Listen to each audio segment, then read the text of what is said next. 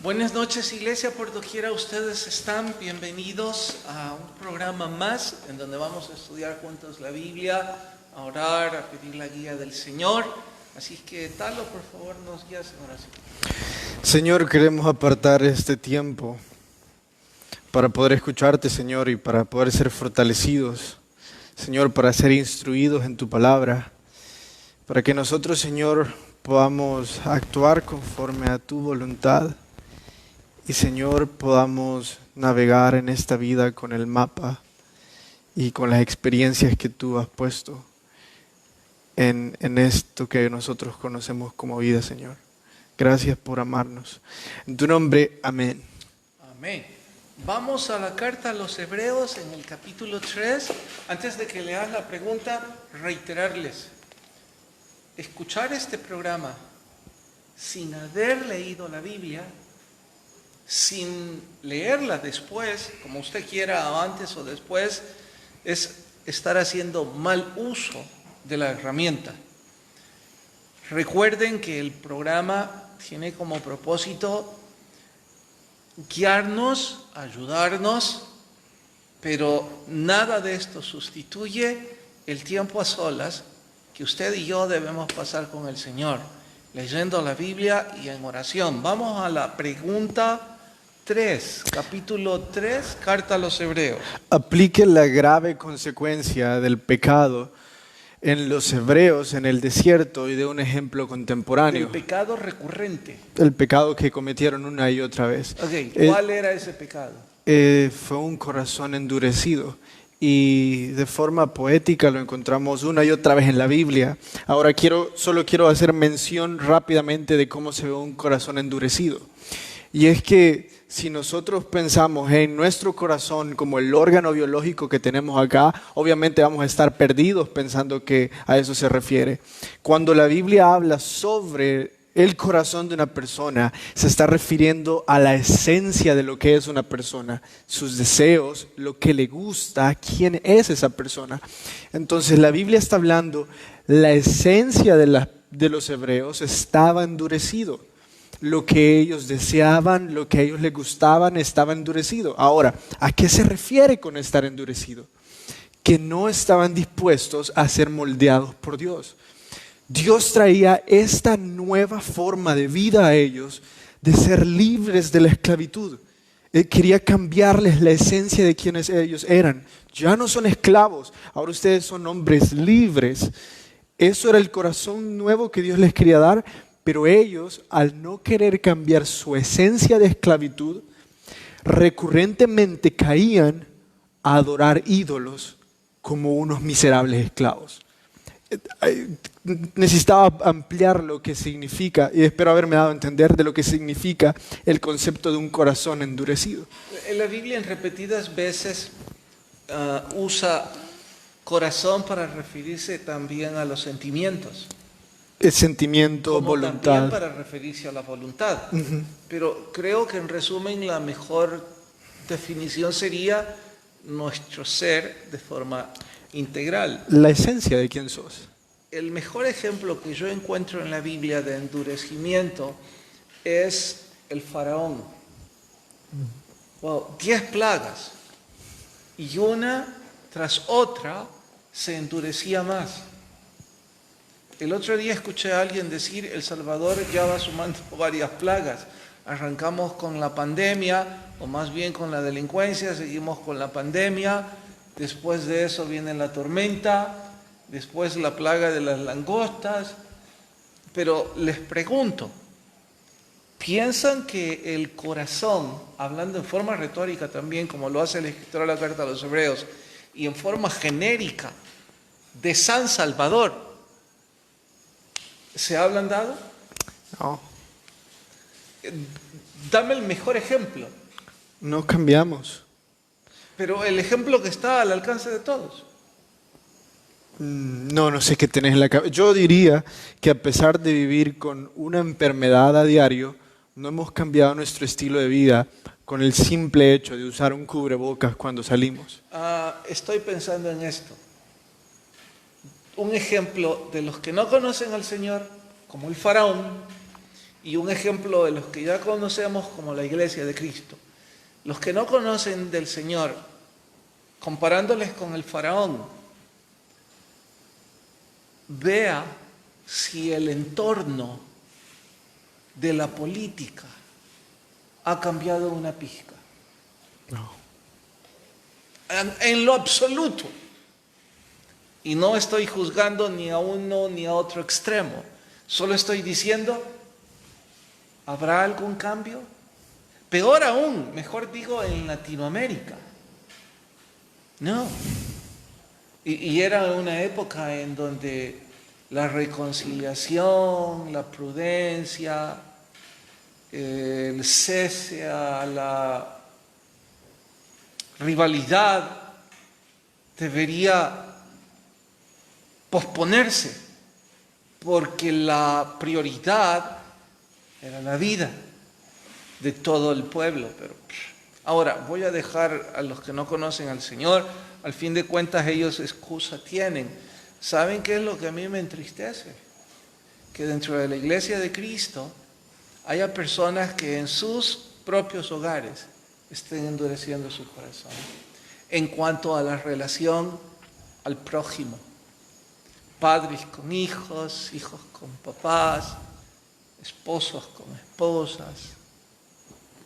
Si lejos de una época de reconciliación, de cese a la oposición, a la ironía, al sarcasmo, se ha convertido en una especie de campo de guerra. Pregunto, ¿soy yo un amarillista al decir que eso es endurecimiento de corazón? Y precisamente es lo mismo que Dios estaba haciendo. Dios estaba moldeando el corazón de los israelitas para una nueva vida en libertad. Y ellos decidían aferrarse a la vida que tenían antes. Dios quizás estaba tratando de hacernos una sociedad más familiar, que viera a la familia como lo valiosa que Dios lo ve. Y tenerlos juntos en la casa es una llamada de atención de parte de Dios y decirles, quiero moldear su esencia. Lo más trágico de esto es Quiero moldear. la recurrencia. Una y otra vez, Sí. endureciendo el corazón. Quiera Dios que no sea su caso y que usted y yo estemos avergonzados de las cosas que no hemos hecho bien, que estemos interesados en la reconciliación, que estemos interesados en abonar para vivir en paz, que estemos interesados en intimar espiritualmente. Bueno, la pregunta 4, ¿qué dice? Explique vagando en su corazón y aplíquelo. Voy a dejar vagando en su corazón hasta responder mero cristianismo, porque les quiero decir algo. Ayúdenme, los que se desconectan cuando terminamos de estudiar la Biblia. ¿Me harían el favor esta vez de no desconectarse? Es que creo que tengo una explicación del por qué se desconectan. Es probable que me equivoque, pero deberían escucharla. Porque creo que la pregunta 4 de Hebreos coincide con una de las preguntas de mero cristianismo. Pero eso lo abordo entonces después. La 5. La 5 dice, ¿qué significa reposo para los hebreos y qué significa reposo para nosotros? Dale voz para los hebreos y yo le doy para nosotros. El reposo era cuando al fin ellos llegaran a la tierra prometida, ¿Por qué eso reposo? porque iban a estar en el lugar donde Dios les iba a proveer de las cosas que ellos querían. Pero solo quiero decir que también en el próximo capítulo el escritor de Hebreos va a decir, pero ni aún eso fue reposo, porque cuando llegaron a la tierra prometida tuvieron que llegar con Josué y pelear. Y después dice, pero ni aún eso fue verdadero reposo, porque después tuvieron que defenderse de los filisteos. Y así, el punto es que para ellos el reposo podría ser llegar a la tierra prometida o el día sábado, Pero el escritor de Hebreos dice, no es cierto. Yo creo que no tuvieron reposo no porque tuvieron que pelear por la tierra, sino por el error recurrente. Sí, La dureza de su corazón les hacía perder el reposo. sí. Y de hecho lo demuestro aplicándolo al reposo de la iglesia de Cristo. Les puedo asegurar que si a quemarropa preguntamos, a ver, hagamos la analogía, el reposo de los hebreos era la tierra prometida. Entonces, el reposo de la iglesia de Cristo, ¿qué es? ¿Qué creen que respondería la mayor parte de gente? El templo. La tierra prometida también, el cielo por la eternidad. No estarían tan mal si responden eso. Sin embargo, el escritor, además de estarse refiriendo a eso, está yendo un poco más allá al decir que reposo para la iglesia de Cristo es más bien confianza y dependencia de Dios, aún en medio de ese tiempo de guerra con el que Josué tuvo que enfrentarse. Porque si cada vez que Josué se mantuvo en la promesa, te digo que medites en este libro de la ley de día y de noche para que todo lo que hagas tengas éxito. Cada vez que hacían eso, pregunto, ¿tenían reposo? Claro. Sí, ¿por qué? Porque la confianza y la dependencia estaba en el Señor. El problema sigue siendo el mismo endurecimiento. El endurecimiento de nuestro corazón nos hace no confiar, porque si confiáramos en Dios, ablandáramos nuestro corazón y nuestras decisiones. Y si nosotros ablandáramos el corazón, entonces ya no seríamos tan independientes y no pelearíamos por la autosuficiencia, sino que estaríamos sumisos dependiendo de la voluntad de Dios. Y como diríamos, bueno, si esto es la voluntad del Señor, entonces yo me voy a rendir y yo me voy a someter a lo que Dios dice y consecuentemente Él dice que me va a dar paz. Tal vez el ejemplo no es muy útil, pero no se me ocurre otro en este momento. Mientras yo batallé en todo este tiempo queriendo tomar el control de cuándo salíamos, de hacer planes al salir y de tener ya toda una planificación hecha, yo no tenía paz. Desde que yo me rendí, no a lo que la pandemia dicte o el gobierno nos termine dictando, desde que yo me rendí a decir, bueno, el Señor tiene el control, yo no puedo hacer nada, ya no voy a pelear contra mi incompetencia, sino que voy a esperar pacientemente que Dios diga, te voy a ceder un poquito de control, entonces he empezado a tener reposo. Pero para poder alcanzar ese reposo, tengo que ser dependiente, tengo que ser sumiso. Estoy hablando de la voluntad de Dios. Ojalá pudiera ser en todas las áreas de mi vida así de dependiente y no autosuficiente.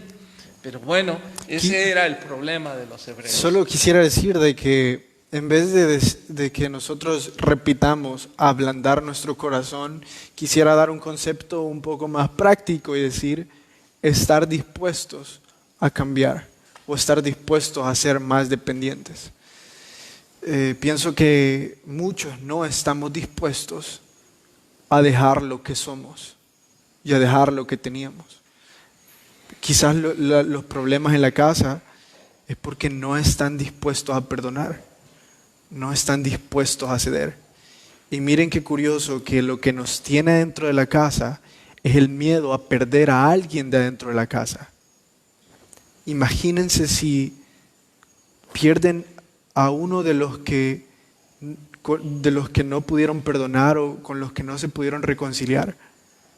¿Acaso no creen que esta es una oportunidad que Dios les está dando para decir es momento de perdonar, es momento de cambiar o ablandar el corazón? Pablo, el escritor de Hebreos estaba diciendo esto porque estaba haciendo una comparación entre los tiempos de Moisés y la superioridad de Cristo ahora. Entonces, que así como había rebeldes en los tiempos de Moisés, también no lo sean ustedes con Jesús. Y eso La- nos lleva a la pregunta 6. 6. El grave pecado en el desierto y hoy en día, Grave pecado del desierto y hoy día. la incredulidad. De hecho, solo hay 2 pecados imperdonables en la Biblia. Uno es blasfemar contra el Espíritu Santo y el segundo es la incredulidad. Y para mí, la incredulidad es lo mismo que blasfemar contra el Espíritu Santo. Sí, porque al no creer blasfeman. Pero lo cierto es que al no creer también nos volvemos autosuficientes. Sí. Al no creer no tenemos reposo. Por eso creo que la incredulidad abarca más. Sí. Quiera Dios que Pero no- ¿qué significa no creer? Estar viendo lo que Dios está haciendo en tu vida y rechazarlo como lo mejor. ¿Me entendés? Sí, es una buena definición. Entonces, está viendo que Dios te está diciendo la dirección de ese negocio no es la mejor. O la dirección de ese trabajo no es la mejor. Bueno, pongámoslo en lo que hemos vivido la mayor parte. Mi voluntad ahorita es tenerte encerrado. Esa es la voluntad del Señor. Sí. Entonces, si yo estoy confiado y creyendo en Dios, entonces voy a someterme a su voluntad. Y estar sentados vos y yo acá es un ejemplo de eso. A ninguno de los dos nos gusta estar de esta forma. Nosotros somos personas de gente. Mi don no es predicar, no es enseñar, mi don es estar con la gente. Pero tuve que rendirme y estar dispuesto a cambiar y decir, bueno, si voy a estar con gente o discipular a través de un teléfono, Dios, ni modo, me duele, pero hagámoslo. Quiera Dios que usted y yo no cerremos nuestro corazón a creer en lo que Dios está hablándonos. Bueno, pasémonos a mero cristianismo porque está íntimamente atado. Y les dije que me iban a ayudar y que esta vez no se desconectaban. Porque, hay una pregunta, dale. Dice, o sea que para tener ese reposo sería vencerme a mí mismo. Sí, es una buena forma de decirlo. Para tener ese reposo es necesario vencernos a nosotros mismos. Que otra forma de decirlo es renunciar a nosotros mismos. Cuando nosotros renunciamos a que podemos hacer, ya no nos queda más que someternos a Dios. Creo que una de las cosas que más nos golpeó a muchos de nosotros en estos días es la impotencia. Sí. Y Dios nos dijo, no puedes hacer nada. Bueno, todavía no podemos hacer nada. Entonces el gran mensaje quizás de esta pandemia fue, estén dispuestos a rendirse. ¿Sí? Y noten que mal hacemos en nosotros hablar en pasado, porque la verdad es que no ha terminado. Y no, Y todavía tenemos la oportunidad de rendirlo. Ahora, yo sí debo felizmente testificar y decir que quisiera poder rendir todas las áreas de mi vida. Estoy en proceso, espero, pero la que sí creo que rendí es el hecho de querer tomar control en esto. Como ya me rendí a eso, me desespero menos. De hecho, los días pasan con mayor rapidez. Es 2 de agosto, dije un día de estos, wow, una segunda vacación aquí, porque ya estamos de vacaciones, ¿no? Génesis pensó en la playa.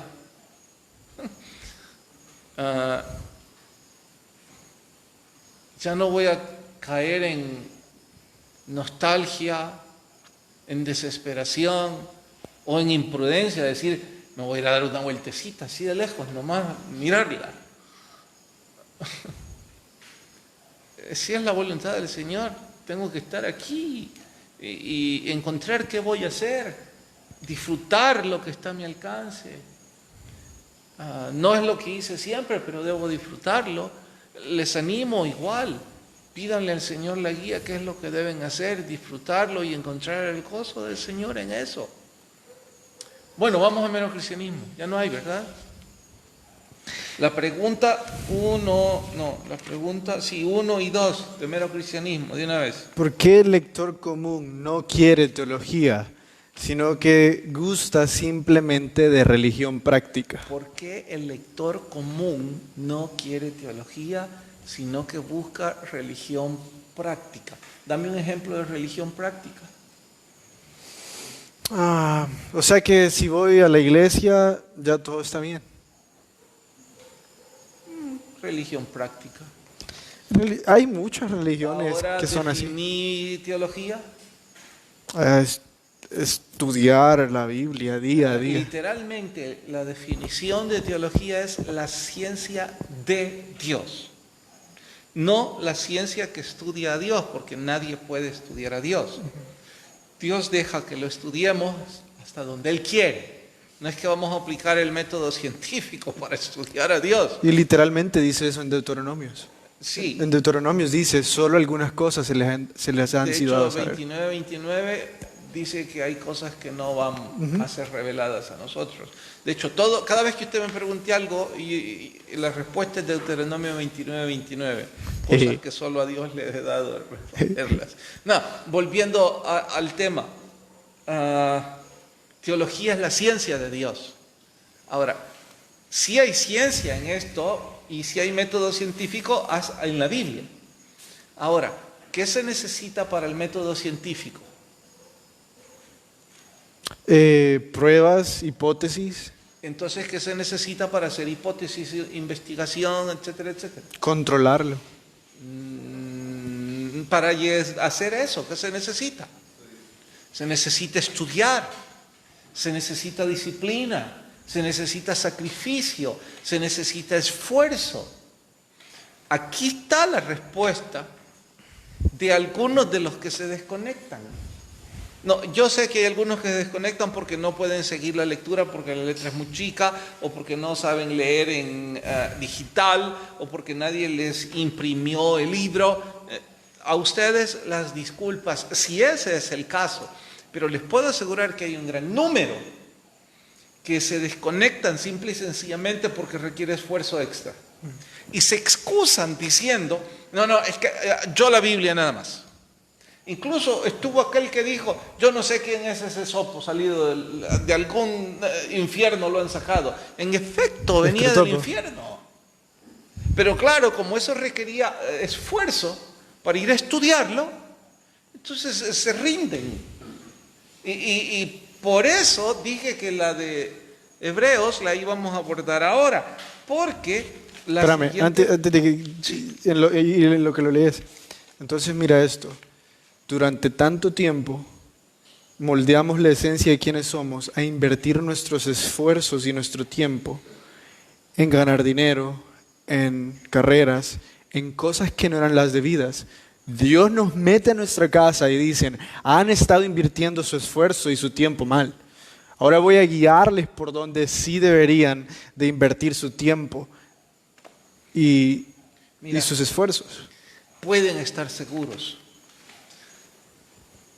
Bendito Dios que yo jamás voy a poder comprobar esto. Pero hay una cantidad de teólogos de nuestra iglesia que tienen potencial académico, que tienen el recurso de internet y que usan esto bastante mejor que yo. Tienen el tiempo además, pero no están siguiendo los estudios de forma sistemática y profunda. Prefieren invertir su tiempo, no, malgastar su tiempo en otra cantidad de cosas, más que en la palabra. Voy a decir, algunos creo que ya repasaron casi todas las series de Netflix en este tiempo. Ya toparon varios juegos electrónicos. Ojalá hubieran topado un poco las enciclopedias bíblicas electrónicas, pero eso no lo han hecho. Y como no lo hacen, por eso vagan en el desierto, porque su fe es como una planta sin raíces, que a cualquier viento, ¡pum! ¿Saben qué son ustedes? Rosas. Son como rosas. La rosa de Sarón. No, Sarón. Esa rosa que está enfrente del cuarto donde yo duermo. ¿Saben? Bueno, ustedes que han visto todas las flores que aquí hay, ¿cuáles son las más bonitas? Las rosas, definitivamente. Pero no dan fruto. No, sí, sí, la flor es el fruto. Dicho de alguna forma retórica. Y sí son hermosas y sí huelen re bien. Pero, ¿sabes? Las raíces son tan, pero tan débiles. Están tan a flor de tierra. Uno de estos días yo le pedí a Pedro y a Jonathan que me traspasaran de una maceta a la tierra.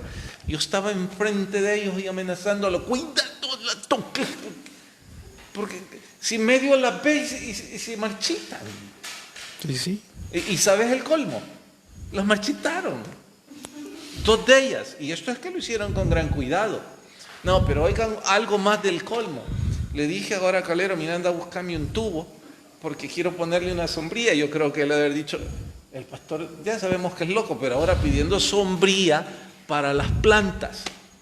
¿Saben por qué le tengo que poner sombría móvil a ese? Porque cuando viene la lluvia fuerte, que aquí cae, torrenciales, esas rosas se mueren. O sea que hasta la lluvia les cae mal. Así que mientras llueve le tengo que poner una sombría. Así son esos cristianos, sin raíces profundas, sin estudiar la Biblia. Van pagando por el desierto. Es exacto. Y por eso se endurece su corazón. ¿Y saben qué? Les estoy cayendo mal. Pues está bueno que les caiga mal. Rosas. No, cambiemos. ¿Cuál era la otra? Pero no, es que Luis dice, No sé hoy quién me está viendo de mala cara. Luis habla sobre un mapa y sobre una experiencia. Luis. Luis. C.S. Lewis habla sobre un mapa como aquellos que estudian la Biblia a Teología profundidad es un mapa para él. y la experiencia de ver el océano lo aborda como aquellos que buscan la teología práctica. Ir a ver el océano. Pero dice que hay un balance entre las dos, que la teología verdadera es práctica, no práctica de fácil, sino aplicable, que uno la vive haciendo. Entonces, digo esto porque sí puede ser que hayan muchos que sepan y muchos que estén estudiando, pero muy pocos que estén dando frutos. Y quiero hablar sobre el... Yo no creo, fíjate. Pero es que Perdón si no te explicaste bien o yo. no Dijiste que los que sepan y están estudiando no dan frutos. suele suceder que se llenan de conocimiento. Pero es que si están estudiando sistemáticamente la palabra, ¿cómo no A dan eso voy, frutos? a eso voy. Entonces, pero quiero darte el ejemplo. En nuestro seminario de teología estamos estudiando la Biblia tanto y hemos disfrutado este tiempo porque podemos pasar mucho tiempo estudiando lo que nunca estudiamos. Y entonces nuestro seminario decidió hacer otra cosa hoy. Las últimas tareas son prácticas. Las últimas tareas en todas las materias, sin importar cuál sea, es evangelizar a través de redes sociales. Y todos los alumnos lo estamos haciendo. Por eso es que la teología debe de ser aplicable. Si realmente la estás estudiando, te va a llevar a aplicar eso en tu vida y a dar frutos. Yo creo que los que están estudiando teología y no la están aplicando en su corazón a los que viven cerca, solo están vagando por el desierto y endureciendo su corazón. Pero en realidad hay muchos de ellos. Pues sí, por eso vagan, Sí, porque no la están aplicando. sí. Y por eso están en un aprieto mucho, mucho, mucho, mucho peor de los que no estudian nada. Sí, Porque conociendo, no lo aplican. sí. Mira, Hey, tenemos que responder esto porque si no... nos sí, van a creo que apedrear. tenemos que ir a las 7. Hay vida en otro mundo. Mi opinión es que Luis está siendo bien sarcástico, bien irónico. Y que no ves que los Simpsons ya predijeron que también va lo extraterrestre. Entonces, ese es mi punto. Luis se está riendo de las conjeturas humanas Bueno, entonces no hay vida en otro mundo. y no sabemos, pero aquellos que viven... Lo pones en duda. Aquellos que viven, esa es la risa de Luis, aquellos que viven preocupados si hay vida en este planeta, porque no se preocupan por la vida que aquí sí hay y no la toman en cuenta. Bueno, la Biblia, ya con total seriedad, no dice ni un acento ni ninguna coma respecto a vida en ningún otro planeta o mundo paralelo. Consecuentemente, si la Biblia no dice nada, necios seríamos nosotros de hablar. Pastor, pero ¿y usted cree que hay o no hay? Que no le digo que la Biblia no dice nada. Yo creo que Miguel vive en Marte. ¿Quién es Miguel? El arcángel Miguel. Oh. Bueno, yo conozco aquí varios que viven en la luna y que van a la iglesia. Hoy hay luna llena. Sí, se portan como lunáticos. La Biblia no dice nada y por eso Luis con total sarcasmo dice exactamente lo mismo.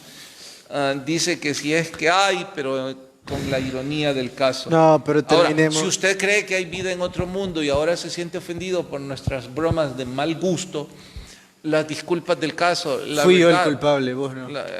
Este es el que me empuja a esos errores. La verdad es que la Biblia no dice nada. Entonces, como nosotros somos simples instructores. Pero debemos de terminar de la con Biblia, algo profundo. Y la que sigue. El taller, qué la última increíble, comparación que hace. qué increíble esta ilustración. Nunca lo había visto de esta forma. Que este mundo es un taller de escultura. Y que se anda el rumor que algunas esculturas toman vida.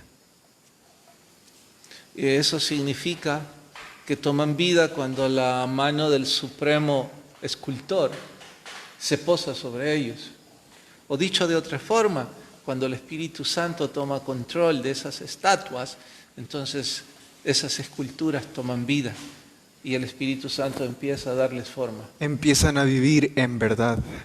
Y entonces empiezan a experimentar el reposo y la comunión con el Señor. Y el endurecimiento de su corazón se transforma en piedra moldeable o en barro que se le puede dar forma. Una escultura. Pero la escultura puede ser en piedra, madera, barro. Sí. Por eso decía que cuando ablandamos nuestro corazón, ya sea el carpintero, el alfarero o el escultor, empieza a dar vida a esas estatuas. Quiera Dios que usted y yo seamos un hombre o una mujer que comienza a ablandar su corazón delante del Rey. Gracias por acompañarnos. Nos vemos mañana. Que la paz de Dios esté con todos. El que tenga oídos, oiga lo que el Espíritu dice a la iglesia. Buenas noches.